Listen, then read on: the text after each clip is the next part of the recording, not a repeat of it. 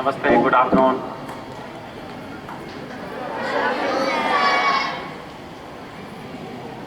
Principal Shri धर्म Prakash ji, president Shri Ved Prakash Dahiya जी, OP Dahiya जी एवं संस्थापक सतप्रकाश जी को नमस्कार। और मेरे सारे बच्चों, मुझे बहुत खुशी हो रही है इतने सारे बच्चों के सामने अपनी बात करने की। और मुझे अपना, जब मैं स्कूल में पढ़ता था आपकी तरह, वो दिन भी याद आ रहे हैं। बच्चों, जीवन बड़ा अमूल्य है। ये सुनने में तो एक ही शब्द है, लेकिन हमको मनुष्य योनि मिली है। हम उन्हें ईश्वर के प्रति धन्यवाद देना चाहिए, क्योंकि यही एक योनि है जिसमें हम अपने को ईश्वर तक पहुंचा सकते हैं, अपने को इतना हुनरवान बना सकते हैं, इतना ज्ञान प्राप्त कर सकते हैं, दूसरों का भला कर सकते हैं, हर प्राणी का भला कर सकते हैं, अपनी कैपेबिलिटीज बढ़ा सकते हैं। जब तक इस जीवन में हम अपनी क्वालिटीज न बढ़ाएं, क्वालिटीज का मतलब है अपनी कैपेबिलिटीज न बढ़ाएं, तो वो फिर उसकी कोई वैल्यू नहीं है। आज जो ना कोई लोग हैं, उनका भी मार्केट वैल्यू होती है। किसी को हैवी पेमेंट मिलता है मार्केट में, बहुत बड़ी नौकरी मिलती है, बहुत बड़ी डिमांड होती है, प्रोफेशनल है, कोई टॉप कोच है, कोई प्रोफेसर है, आईटी एक्सपर्ट है, साइंटिस्ट है, डॉक्टर है, उनकी वैल्यू होती है। उसी किस्म से कोई खेती के जानकार है, किसी भी किस्म का, उसकी वैल्यू तब है जब उसमें हुनर है। हुनर का मतलब है कि आपकी लर्निंग से आता है। एक लक्ष्य जीवन में होना बहुत जरूरी है। आपके सामने एक लक्ष्य होना चाहिए, मुझे करना क्या है, और वो लक्ष्य आप चुनते समय बड़ी सावधानी रखें। आप ऐसा लक्ष्य न चुनें जो आपको सूट ही नहीं करता है। वो सोच समझ करके आपको कौन से विषय में पढ़ना चाहिए, कौन सा सब्जेक्ट लेना चाहिए, वो बहुत सोच समझ के ही आगे बढ़ने वाला काम है। क्योंकि ये आपकी हर जो डिसीजन है, वो आपके आगे आने वाले जीवन का निर्णय कर रहा है। ये छोटे मोटे डिसीजन नहीं है। अब आता है, ये तो लक्ष्य आपका रह गया। दूसरी बात है डिसिप्लिन, अनुशासन। अनुशासन का मतलब मानसिक तौर पर भी है अनुशासन। आपका मन क्या कह रहा है, उस पर निग्रह है, उस पर कंट्रोल है। मन पे कंट्रोल करना बहुत आवश्यक है, क्योंकि मन ही ऐसा है कि वो भटक सकता है। एक अनुशासित मन एक अनुशासित जीवन लाता है।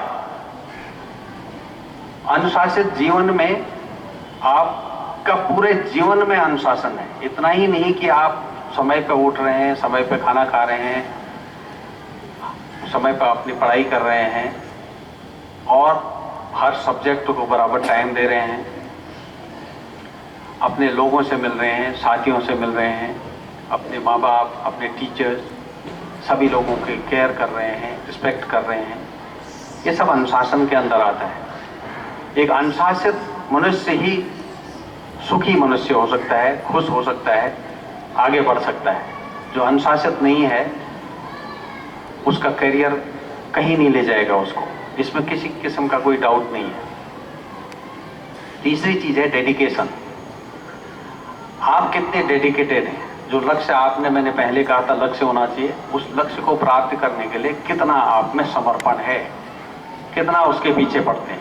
आप जो चाहोगे जीवन में वो आपको मिल जाएगा, लेकिन उसके लिए उतना ही डेडिकेशन चाहिए। ये कैसे आएगा, ये आपको निश्चित करना है। आपका माइंड अलर्ट रहना चाहिए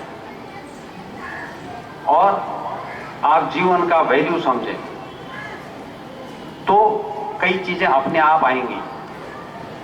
आप समय का वैल्यू समझें, समय की एक वैल्यू है। समय ऐसे ही नहीं है, हर क्षण बहुत महत्वपूर्ण है। हर क्षण आप समझते हैं कि इसका कोई महत्व नहीं है, ऐसी बात नहीं है। और एक बात यह है कि एक मनुष्य को, एक संपूर्ण मनुष्य, कंप्लीट ह्यूमन बीइंग जिसको बोलते हैं, वो बनना चाहिए। उसका मतलब क्या है, हर गुण हो उनमें, वो खिलाड़ी भी हो, उसमें सांस्कृतिक कवि है, कितने बच्चे बहुत अच्छा सांस्कृतिक कार्यक्रम इन्होंने किया, कई हमने खिलाड़ी देखे, एक से एक उन्होंने अचीवमेंट किया है, कितना डेडिकेशन है उनमें।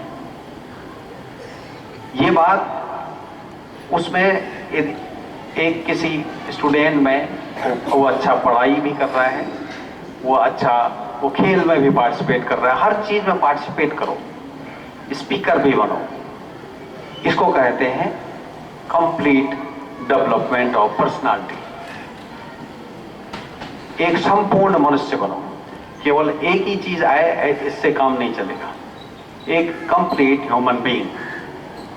जब आप कंप्लीट ह्यूमन बीइंग होंगे, जब आप संपूर्ण इंसान बनेंगे, तब आप बहुत कुछ ऐसा काम करेंगे जो उसका इम्पैक्ट बहुत लंबा पड़ेगा।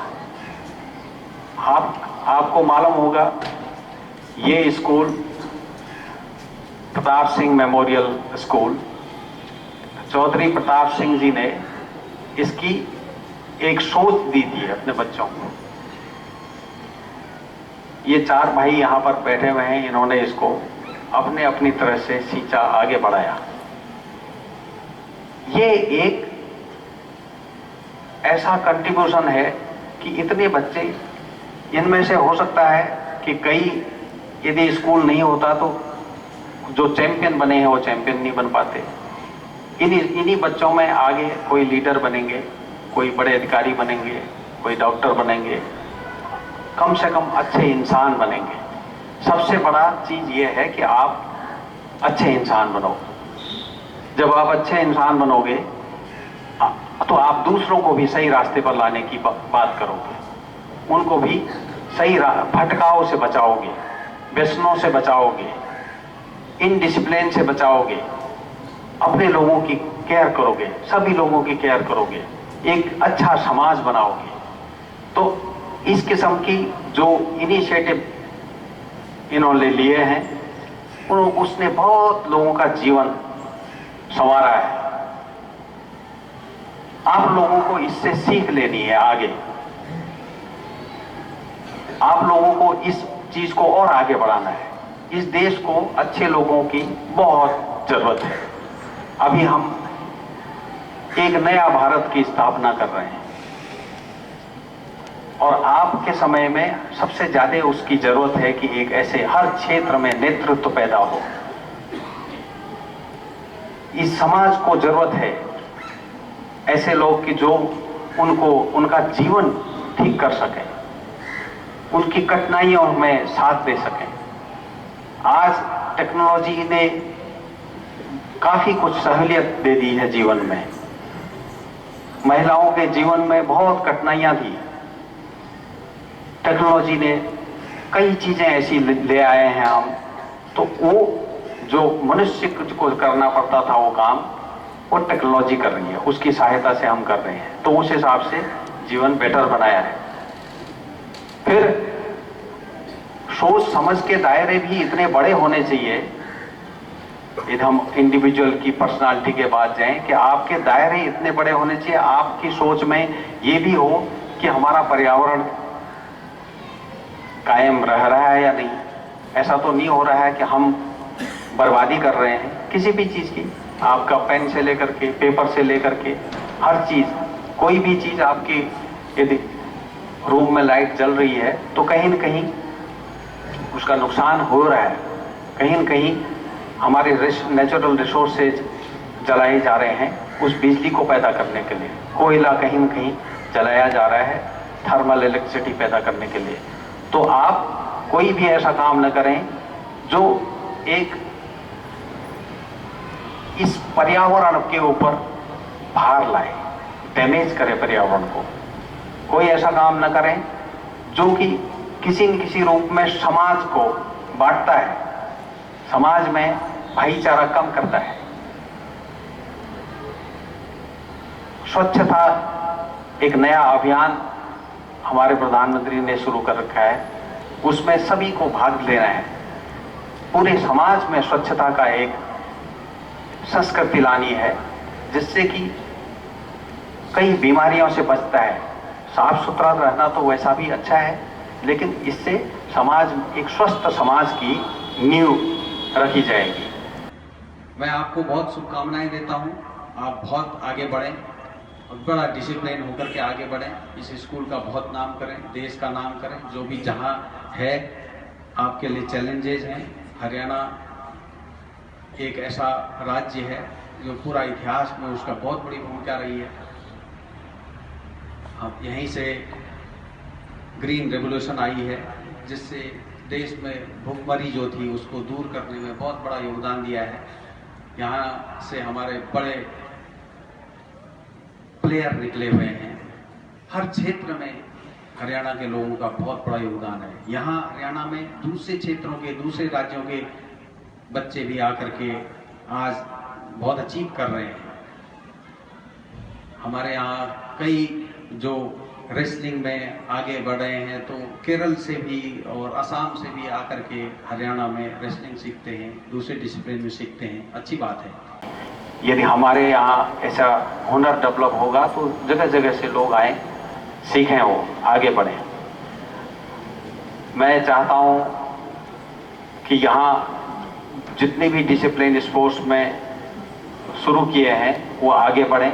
मैं ये कोशिश भी करूँगा कि उसको और आगे कैसे बढ़ाया जाए, उसमें और थोड़ा और ज़्यादा साइंटिफिक अप्रोच कैसे लाया जाए, और यहाँ से जो बच्चे अच्छा परफॉर्मेंस कर रहे हैं उनका करियर कहाँ जाए, एक ग्राफ, एक उनका फ्यूचर कैसे उसको चॉकआउट हो, वो जो भी साई की तरफ से हो सकेगा हम करेंगे। मुझे बहुत ही खुशी हुई कि यहाँ ऐसा लग रहा है कि इतने अच्छे स्पोर्ट्स के फैसिलिटीज़ डेवलप किए हैं।